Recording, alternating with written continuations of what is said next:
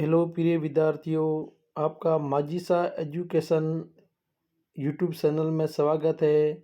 मैं आज लेकर आया हूँ कक्षा 7वीं का विज्ञान का पेपर, जो आपके आने वाली वार्षिक व अर्धवार्षिक परीक्षा के लिए बहुत महत्वपूर्ण है। प्रिय विद्यार्थियों, मेरी आपसे रिक्वेस्ट है, यदि आप इस चैनल पर नए हो तो मेरे चैनल को सब्सक्राइबर ज़रूर करें और बेल घंटी दबाना न भूलें, क्योंकि आपको हमारे प्रत्येक वीडियो की नोटिफिकेशन मिलती रहेगी और आप हमेशा नए नए सवाल याद करते रहेंगे और आपके ये पेपर वरदान साबित होगा और आने वाली परीक्षा में आपके पूरे में से पूरे नंबर आएंगे।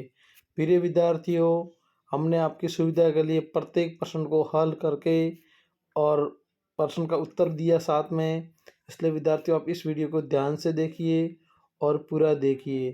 प्रिय विद्यार्थियों, अगला मैं कौन सा पेपर अपलोड करूंगा वो आपको अंत में बताऊंगा, इसलिए आप इस वीडियो को पूरा ध्यान से समझे, देखें और सुने।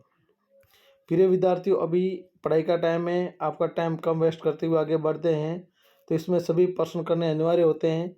सबसे पहले आएंगे कोष्ठक वाले, सही विकल्प का चयन करें। मर्त जीवी है। अ कवक, ब शैवाल, स घटपर्णी, द अमरबेल। तो इसमें पहला आएगा अ कवक। हमारे मुख में कितने रदंत दांत पाए जाते हैं? रदंत दांत पाए जाते हैं 5, 4, 8 या 6। इसमें से ये 4। रेशम कीट पालन कहलाता है एपीकल्चर, सेरीकल्चर, पीसी कल्चर या सिल्वर कल्चर। तो इसमें सही है ब सेरीकल्चर। तवसा द्वारा श्वसन करने वाले जीव है, जो तवसा द्वारा श्वास लेते हैं वो कौन से जीव है? मछली, छिपकली, केचुआ, कॉकरोच। वो इसमें से सही है केचुआ। अब दूसरा सवाल है, पोषण किसे कहते हैं? पोषण तत्वों को ग्रहण करने की विधि पोषण कहलाती है। पोषक जो तत्व होते हैं उसको ग्रहण करने की विधि होती है, उसको पोषण कहलाती है। तीसरा सवाल है, भोजन के प्रमुख घटकों के नाम लिखिए।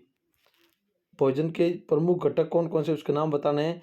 तो पहला कार्बोहाइड्रेट, वसा, प्रोटीन, खनिज, लवण, विटामिन और जल। तो भोजन के प्रमुख घटक कौन कौन से हैं? कार्बोहाइड्रेट, वसा, प्रोटीन, खनिज, लवण और विटामिन और जल। सारक किसे कहते हैं? सारक स्वाद में कड़वे होते हैं। इसका उत्तर है, देखो सारक किसे कहते हैं, इसका उत्तर है सारक स्वाद में कड़वे होते हैं तथा स्पर्श करने पर साबुन जैसे लगते हैं। स्वाद में जो कड़वे होते हैं साफ, और जब स्पर्श करते हैं ना तो वो साबुन जैसा लगते हैं। कैसे लगते हैं? साबुन जैसे। 5वां सवाल है, भौतिक परिवर्तन किसे कहते हैं? भौतिक परिवर्तन किसे कहते हैं? तो इसका उत्तर है, इस प्रकार के परिवर्तन में पदार्थों के भौतिक गुणों में परिवर्तन होता है तथा कोई नया पदार्थ नहीं बनता, उसे भौतिक परिवर्तन कहते हैं। उत्तर क्या है? इस प्रकार के जो ऐसे परिवर्तन जिसमें पदार्थ के भौतिक गुणों में परिवर्तन नहीं होता है, भौतिक गुणों में कोई परिवर्तन नहीं होता है या कोई नया पदार्थ नहीं बनता है, उसे भौतिक परिवर्तन कहते हैं। पवन किसे कहते हैं? तीव्र गति की हवा को पवन कहते हैं। जो तीव्र गति, तेज गति से हवा चलती है उसे पवन कहते हैं। पवन किसे कहते हैं? इसका उत्तर है, तीव्र गति की हवा को पवन कहते हैं। थल समीर और समुद्र समीर में क्या अंतर है? इसका उत्तर है, थल से आने वाली ठंडी हवा है थल समीर कहते हैं। थल से जो पृथ्वी से ऊपर की हवा आती है ना, थल जमीन से, तो उसको ठंडी हवा आती है, थल समीर कहते हैं। समुद्र से आने वाली हवाएं समुद्र से, समुद्र के पानी से जो लहरें आती है उसको समुद्र समीर कहते हैं। अपर्दन किसे कहते हैं? जल द्वारा पृथ्वी की ऊपरी परत का हटना अपर्दन कहलाता है। ध्यान से सुनिए उत्तर इसका, अपर्दन किसे कहते हैं? जल द्वारा पृथ्वी की ऊपरी परत का हटना अपर्दन कहलाता है। 9वां सवाल है, श्वसन दर को परिभाषित कीजिए। श्वसन दर को परिभाषित कीजिए, यानी श्वसन दर किसे कहते हैं, क्या होती है, उसके बारे में आपको परिभाषित करना है। कोई व्यक्ति 1 मिनट में जितनी बार श्वसन करता है उसे श्वसन दर कहते हैं। जैसे 1 मिनट में हम जितनी बार श्वास लेते हैं, निकालते हैं, लेते हैं, निकालते हैं, उसको क्या बोलते हैं? श्वसन दर बोलते हैं। 10वां सवाल है, अरे पदार्थों में प्रकाश संश्लेषण प्रक्रम का संक्षिप्त वर्णन कीजिए। उत्तर है CO2 प्लस जल बराबर carbohydrate plus O2। CO2 plus जल बराबर हो गया कार्बोहाइड्रेट प्लस O2। मानव पाचन तंत्र का चित्र बनाना है। देखो ये चित्र बनाया हुआ है।